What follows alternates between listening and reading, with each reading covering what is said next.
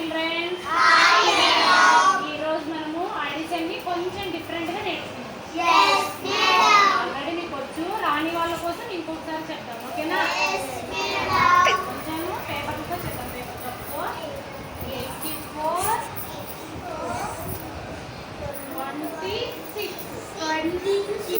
84 26 number addition చేస్తే ఎంత అవుతుందో చూద్దామా?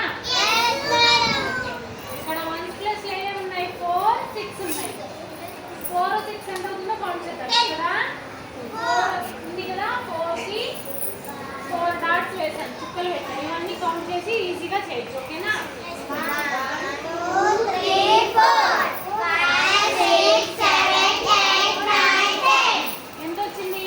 10 వచ్చిందా?